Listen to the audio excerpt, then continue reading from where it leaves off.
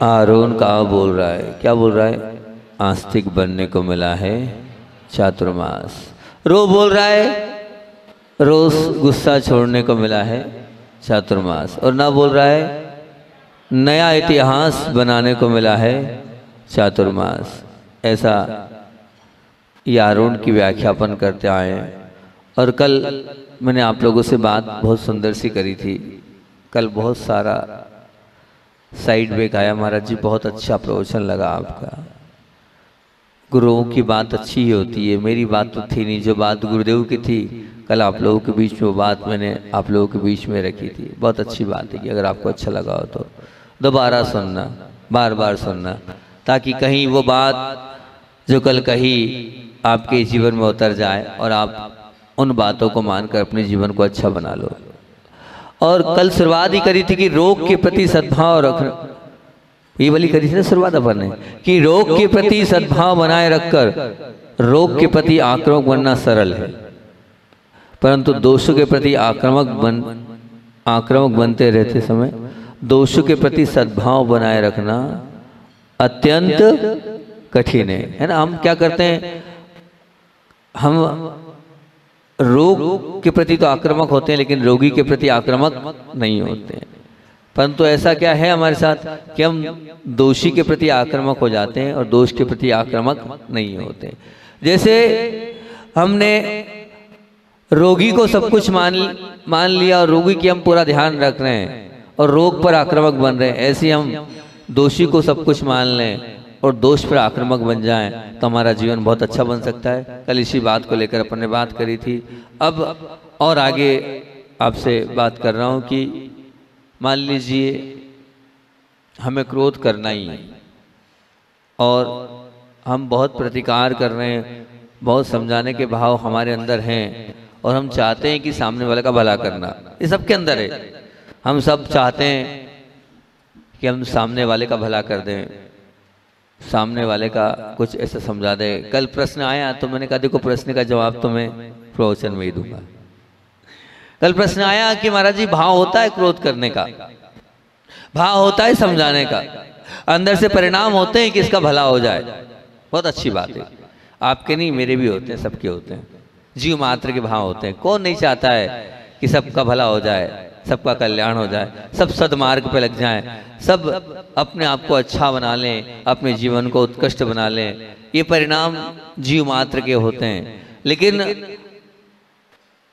कब, कहाँ, कैसे, किस समय, किस प्रकार से, किस स्थिति में, किस परिस्थिति में हमें इस भाव को अपने अंदर आत्मसात करना चाहिए, वो बात आप लोगों के बीच में रख रहा हूँ। बड़ा ध्यान से सुनना। ये प्रैक्टिकली जीवन जो अपन जीते हैं उसकी चर्चा कर रहा हूँ।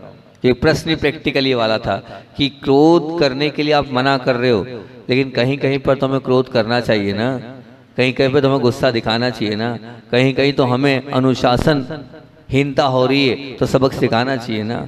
हम क्यों ना करें, बहुत अच्छी बात है। ठीक, मैंने छूट दी आपको क्रोध करने की, पर 3 बातें आपके बीच में रख रहा हूं। इन 3 बातों को मद्देनजर रखते हुए, इनको गाइडलाइन में तय करते हुए, इनको तीनों को लक्ष्य स्थान में रखते हुए क्रोध करो आप। चाहे आप घर के बड़े सदस्य हो, चाहे आप गुरु हो, चाहे और किसी मित्र हो, चाहे पति हो, चाहे आप सास हो, चाहे आप ससुर हो, चाहे आप कोई भी हो, लेकिन ये 3 बातों का आप बहुत अच्छे से ध्यान रखना। और इन 3 बातों को ध्यान में रखते हुए क्रोध करना पूरी छूट, क्योंकि आपके भाव क्या हैं? क्रोध करके किसी का भला करने के, लड़ने वाला क्रोध नहीं। ध्यान रखना, ये जो बातें मैं कर रहा हूं ना आपसे, ये वो बात कर रहा हूं कि आपका प्रश्न था कि कहीं ऐसा गलत दिख रहा है तो हम क्रोध करें कि नहीं करें, ये प्रश्न था। तो इस प्रश्न का जवाब दे रहा हूँ, वो वाले क्रोध की छूट दे रहा हूँ जिसमें आपको सबका भला करना है, सबका कल्याण करना है, सबका जीवन मंगलमय करना है। और पता चले हम तो सबका भला करने जा रहे हैं, हमारे भाव तो सबका भला करने के हैं, लेकिन हम ही आंध्रोत परिणाम में आ गए, तो वो वाला हमें अपने परिणाम नहीं खराब करना है। दूसरों के भले के चक्कर में हम अपने जीवन को खराब नहीं करना चाहते हैं। तो सबसे पहली बात, अगर आप क्रोध करना चाहते हैं तो ध्यान रखना, सब लोग बहुत अच्छे से सुनना इस बात को। यहाँ दादी माँ लोग भी बैठी हैं, ये लोग भी चाहती हैं कि सब लोग अच्छे हों। तो सबसे पहली बात कि अपने अधिकार का ख्याल होना चाहिए आपको। क्रोध करने का सबसे पहला रूल्स, सबसे पहला नियम, आप अपने अधिकार का ख्याल होना चाहिए आपको कि मेरे क्या अधिकार है। गलत कार्य जिस व्यक्ति को आप रोकना चाहते हो, क्या उस पर तुम्हारा अधिकार है? सबसे पहली बात, जिस पर आप क्रोध करना चाहते हो उस व्यक्ति पर क्या आपका पूरा पूरा अधिकार है? अधिकार का मतलब समझ रहे ना, क्या वो आपके अधीनस्थ है? क्या आपको लगता है कि वो मुझे सब कुछ मानता है? अगर आपके अधिकार में है तो कोई बात नहीं, ये पहली परीक्षा में आप पास हो गए। यदि उस पर तुम्हारा अधिकार है तो किसी बात को कोई बाधा नहीं, आप कर सकते हो, क्योंकि वो आपकी बात अधिकार होगी तो मानेगा। क्योंकि यदि उस पर तुम्हारा अधिकार है तो इस बात में क्या किसी को मतलब किसी ने से बताने या किसी की समझाने की आवश्यकता नहीं है। उसका उत्तर दी यथासंभव उस व्यक्ति के जीवन में हस्तक्षेप करने का आपको अधिकार है तो कोई बात नहीं, और अगर हस्तक्षेप करने का अधिकार नहीं है तो आप पीछे हट जाओ। जैसे मान लीजिए कि एक बिल्डिंग में आप रहते हो, ठीक, और उस बिल्डिंग में एक बालक ड्रिंक करता है। अब ड्रिंक करता है, उसी बिल्डिंग में है, 15 मंजिल की बिल्डिंग है, 10 मंजिल की बिल्डिंग है, उसमें करता है, और आप समझाने गए कि भैया शराब नहीं पीना चाहिए। अब मान लीजिए आपका क्या अधिकार, लेकिन आप फिर भी समझा रहे हैं भला हो जाए, ड्रिंक छोड़ दे। वो आपसे बोले तुम कौन? अब आपको कैसा लगेगा? अपना घर संभालो ना, क्या बोलेगा? अपना घर संभालो ना, अपने आप को देखो ना, मुझको काय को समझाने आ गए। या मान लीजिए आप उसके पिता से बोल रहे हो तो वो क्या बोलेगा? अपने बेटे को टोको, हमारे बच्चों को मत टोको, हमारे बच्चे सब ठीक हैं। तो पहले देख लो आप, गुस्सा करने के पहले, क्रोध करने के पहले, समझाने के पहले कि मेरा अधिकार है कि नहीं। मान लीजिए कोई बहन गलत राह पर जा रही है और आप समझाने जा रहे हो, उसकी माँ बोल रही है मेरी बेटी पे उंगली क्यों उठा रहे हो, मेरी बेटी तो सही सलामत है। तो अपने घर को देखो, तुम्हारी पत्नी कहाँ जा रही है, तुम्हारी वो कहाँ जा रही है, तुम्हारी ये कहाँ जा रही है, क्या करोगे आप? तो पहले समझ तो लो हमें किसको समझाना है, वहां पर हमारा अधिकार है कि नहीं। अगर अधिकार है तो बहुत अच्छी बात है, नहीं तो बिल्कुल आप पीछे मत पड़ो, आप पीछे हट जाओ। क्यों फालतू अपने आप को आप अपमानित हो रहे हो? नहीं, बिल्कुल नहीं। जहां हमारे ही अपमान हो जाए और समझाने के चक्कर में तो नहीं, क्योंकि अधिकार के इस गणित को केवल वचन के क्षेत्र में नहीं, समझ लेना सभी जगह, सब क्षेत्रों की दृष्टि से हमें समझना होगा, नहीं तो हम संक्लेश वाला जीवन जी लेंगे। और आज होता यही हैगा, क्या होता हैगा कि एक बार एक महाराज जी थे, सुनना बहुत ध्यान से।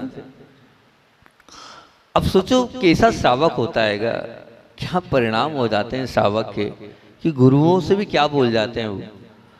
अब एक महाराज जी ने बहुत अच्छी बात, क्योंकि एक बात ध्यान रखना कि साधु परमेष्ठी गुरु ऐसे होते हैं कि गुरुओं पर सबका अधिकार होता है।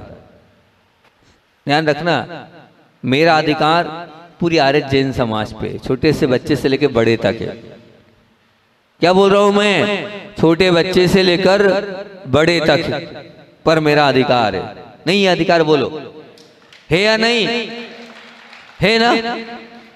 अब मेरे तो अधिकार की बात है, मुझे तो समझाना चाहिए, मेरा तो कर्तव्य बनता हूं। मैं मार्गदर्शन नहीं दूंगा तो कौन देगा?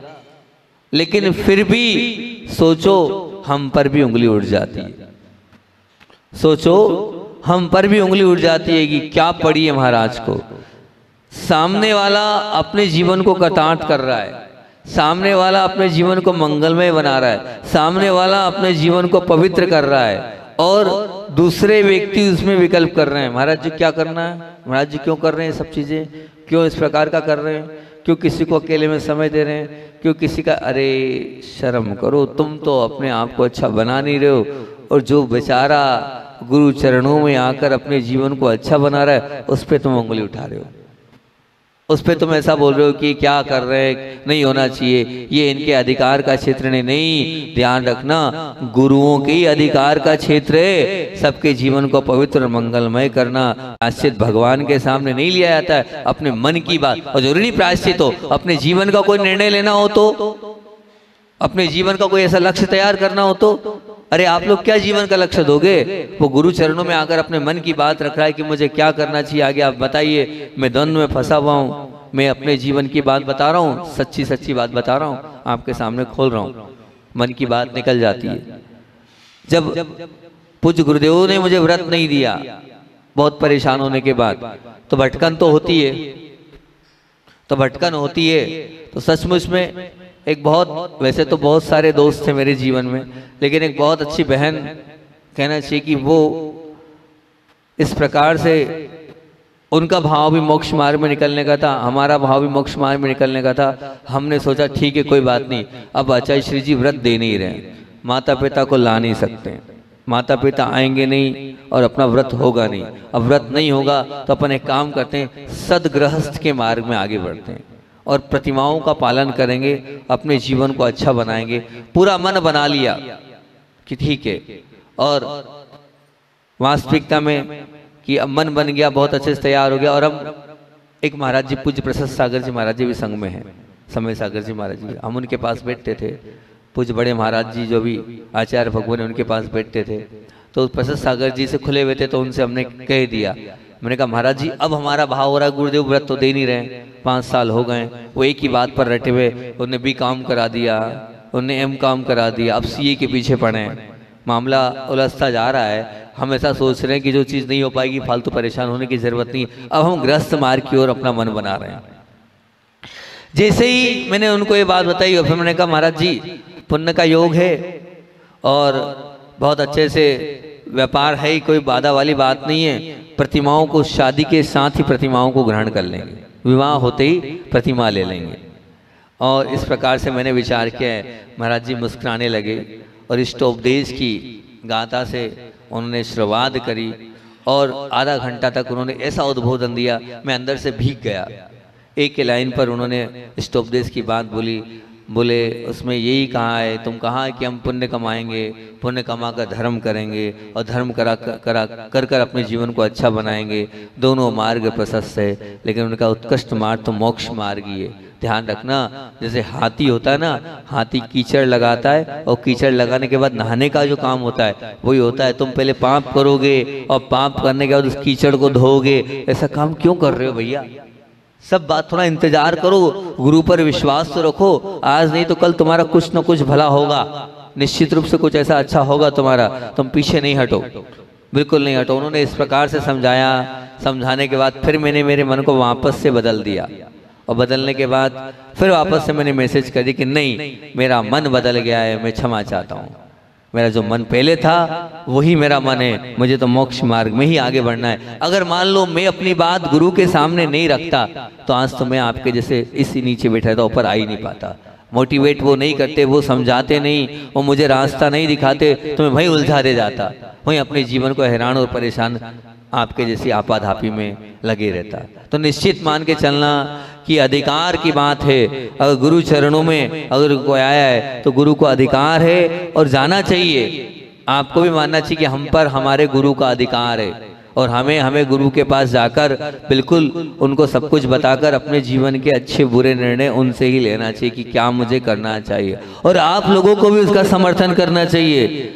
बेटा गुरु के पास जाओ, वो तुम्हें मार्ग दिखाएंगे, वो तुम्हें सच्चा रास्ता दिखाएंगे, वो मोटिवेशन होना चाहिए आप लोगों का भी।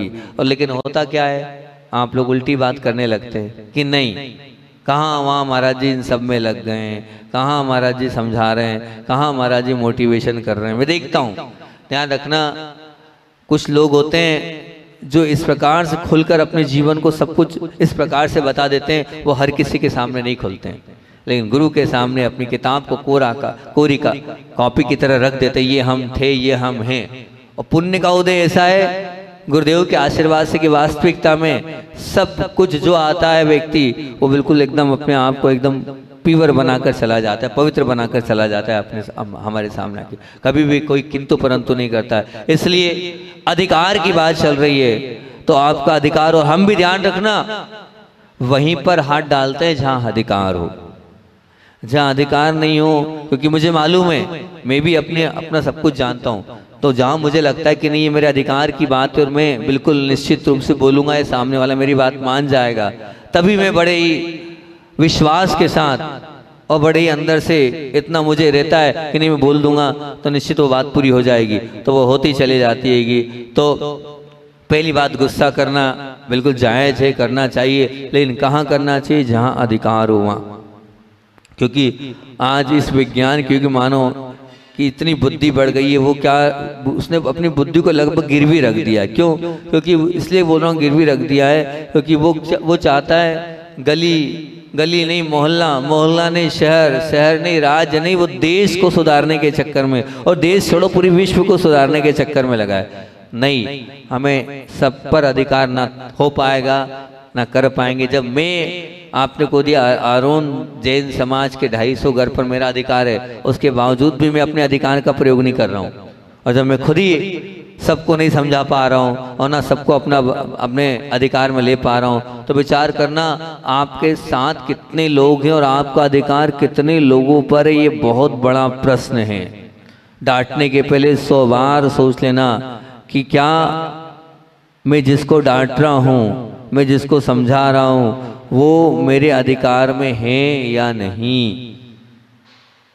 पहली बात, उस अधिकार पर आप टटोलोगे तो निश्चित रूप से आपको पता चलेगा कि मैं कहाँ हूँ, किस परिस्थिति में हूँ, और वो परिस्थिति किस योग्य है।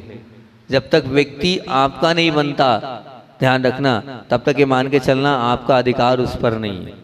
कहने को आप बड़े हो, बड़े तो हो, लेकिन अधिकार आपका कितना है उसके ऊपर, वो उसके हृदय में आप किस हद तक बैठे हो, ये बहुत जरूरी है। वो अधिकार कहलाता है, ठीक है ना। अधिकारी तो बड़ा होता है और अधिकारी के नीचे बहुत सारे अधीनस्थ लोग होते हैं, लेकिन वो जो छोटा व्यक्ति इसको अधिकारी माने, तब तो मानना कि मेरा उस पर अधिकार है।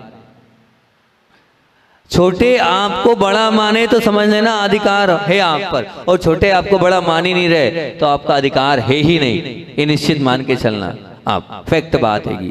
तो आदेश ध्यान रखना, जब जब भी आप आदेश दोगे उस आदेश में व्याकुलता से, आदेश जो है आदेश से आप अगर देते रहे हो, उस आदेश में ध्यान रखना आवेश ना हो, या व्याकुलता या क्रोध अगर है, उस क्रोध आवेश और व्याकुलता है, तो उस क्रोध आवेश और व्याकुलता में अधिकार की जड़ बहुत मजबूत होनी चाहिए। तो वो जो आपका आवेश कार्यकारी हो जाएगा, वो आपका क्रोध है वो कार्यकारी हो जाएगा, वो आपकी व्याकुलता है वो कार्यकारी हो जाएगी। नहीं तो अगर अधिकार नहीं तो वो आवेश, वो व्याकुलता, वो क्रोध कहीं कोई कार्यकारी नहीं होगी।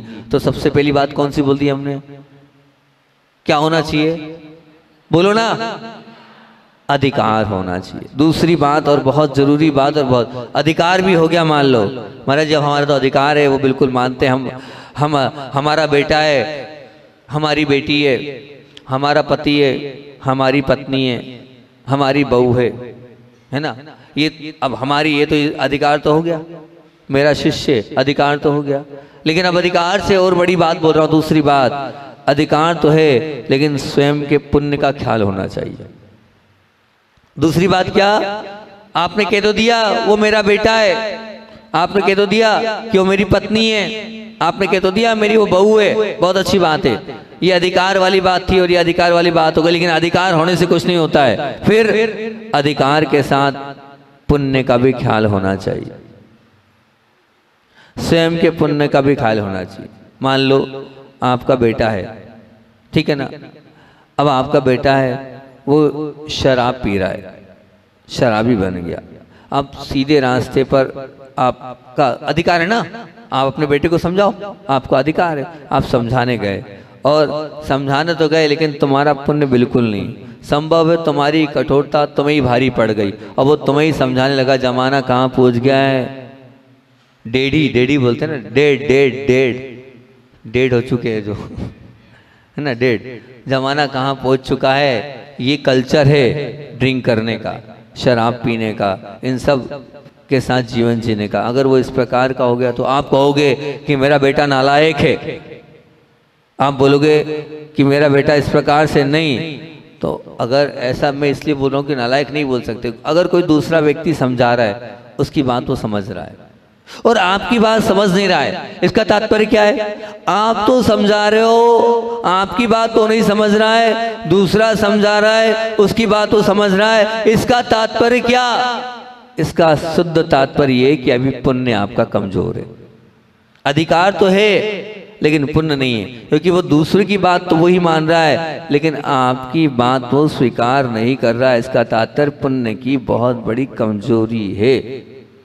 ध्यान रखना, जब पुण्य होता है तो अपने आप सब कुछ होता है। हम 100 बार बोले और हमारे गुरुदेव अगर एक बार बोल दें तो क्या होता है, मामला एक बार में हो जाता है। हम सैकड़ों बार कहते रहेंगे भैया कर लो कर लो कर लो, और गुरुजी क्यों, गुरुदेव का पुण्य कहाँ है और हमारा पुण्य कहाँ है? वो आसमान पे हैं तो हम जमीन पर हैं, वो आसमान पे हैं तो हम जमीन पर हैं। निश्चित रूप से मान के चलना वो इतने पुण्यशाली है। तो अपने पुण्य को भी ध्यान में रखो, कितना पुण्य है। जैसे एक बार की बात है कि पवित्र सागर जी महाराज जी और प्रयोग सागर जी महाराज जी रेहली पंचकल्याणक में हम लोगों का प्रवेश हुआ, और प्रवेश हुआ तो प्रवेश के बाद जब हम बैठे वैयावृत्ति करने, पुण्य से हम भी बाजू में बैठे, पवित्र सागर जी ने इतनी अच्छी बात बोली, बोले आचार्य महाराज हमें समझ में नहीं आता है, बोले हमने भी यहाँ प्रवेश किया, आपने भी प्रवेश किया, मैं यहाँ 4 महीने चतुर्मास किया, मैंने पूरी मेहनत करी, मैंने एक एक श्रावक को इस प्रकार से दिया, मैं जानता हूँ, लेकिन मेरी आगवानी में 50 लोग, 4 दरवाजों पर झंडे नहीं लगे होंगे, 10 गेट मुश्किल से नहीं बने होंगे, और आपकी आगवानी में जहाँ देखो वहाँ रंगोली, जहाँ देखो वहाँ इस प्रकार से मकान घर इस प्रकार से सज गया, इस प्रकार से सब कुछ व्यवस्था हो गई, ऐसा क्या है? तब महाराज जी ने कहा ये सब पुण्य है। ये तुम भी साधु हो, वो भी साधु है, लेकिन उनका पुण्य अतिशयकारी है। ये तुम्हें 10 लोग लेने पहुंचे और उन्हें 10,000 लोग लेने पहुंचे। ये पुण्य की महिमा है। आप पुण्य का खेल तो समझो कि मैं बोलूंगा मेरी बात का कोई महत्व नहीं है, और मेरी जगह गुरु जी बोलेंगे तो उस बात का इतना महत्व रहेगा कि पूरी दुनिया उसको स्वीकार करेगी। ये निश्चित पुण्य की अपने आप में उच्चता है ही है। अधिकार तो है, मैंने कहा ना आरोन जैन समाज पर मेरा अधिकार है, पर अगर मेरी जगह गुरु जी होंगे तो 250 के 250 कर पूरी बात मानेंगे, और मैं बोल रहा हूँ तो हो सकता है 2, 4, 5, 10, 20 माने कि नहीं माने उसका भी कोई भरोसा नहीं, 250 ही मानेंगे। ठीक ठीक हो, अब वो तो बात की बात है, मानेंगे नहीं मानेंगे। तो निश्चित दूसरी बात ध्यान रखना, अधिकार के साथ अपने पुण्य को झांक कर देख लेना, आपका पुण्य कितना है। पुण्य बहुत जरूरी वस्तु है, अगर पुण्य नहीं तो मामला बिगड़ जाएगा। इसलिए पुण्य को टटोल लेना कि मेरा पुण्य कितना है। जैसे मान लीजिए, उदाहरण देता हूँ, आपके पास बहुत अच्छी इच्छाएं हैं, भावनाएं हैं, और आप चले गए दुकान में, ग्राहक बनकर किसी दुकान में प्रवेश कर गए, और जब आप अंदर गए तो अंदर जाने के बाद क्या हुआ कि आप व्यापारी के पास पहुंचे, आपने ऑर्डर भी लिखा दिया, सामने वाले ने माल भी निकाल दिया, और माल खरीदने के लिए आपके पास क्या नहीं है, रुपया नहीं है। माल मिलेगा क्या?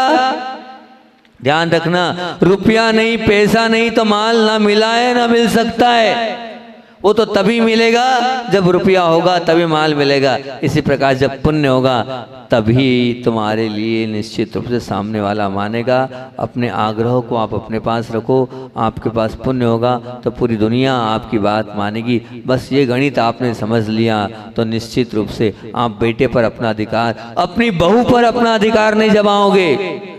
अगर पुण्य की पूंजी होगी तो यूं ही बहू आगे पीछे नाचेगी, पुण्य की पूंजी होगी तो यूं ही निश्चित मान के चलना बेटा आपकी हर बात आज्ञा मानेगा। और पुण्य नहीं है तो कुछ नहीं, पुण्य नहीं है ना वो बेटा मानने वाला है ना बहू मानने वाला। काय को मना रहे हो? कहाँ है, किधर है, किधर है? जिनके लिए बोलना है वो तो दिख ही नहीं रही हो माँ, किधर है? आई नहीं रही, वो बैठी है, नहीं बैठी है, बैठी है। कल जहाँ हार हुए थे हमारे, पुण्य होगा तो तीनों बहुएं मान लेगी, तीनों बेटे भी मान लेंगी, और पुण्य नहीं होगा तो नहीं होगा। तो क्या करें महाराज? अपने पुण्य को बढ़ाओ। अपने पुण्य को बढ़ाओगे तो अपने आप आगे पीछे नाचेगी आपकी बहुएं भी। और पुण्य नहीं होगा, देखो मैंने अपना उदाहरण दे दिया ना, मैं बोलूंगा तो शायद कोई नहीं माने, और गुरुजी बोलेंगे तो पूरी दुनिया मान ले। तो आप अपने पुण्य को इतना अच्छा बनाओ ना। उनको क्यों दोष दे रहे हो? वो बहुओं को क्यों दोष दे रहे हो? उनसे क्यों बोल रहे हो कि वो नहीं मानती, वो नहीं सुनती। अरे उनके कान अच्छे, सुनती, आपकी नहीं सुनती है क्योंकि आपके पास पुण्य नहीं है। बाजू वाली की सुन लेगी, उसका पुण्य है। इसलिए बबुओं को दोष मत दो, बच्चों को दोष मत दो, अपने पुण्य को दोष दो।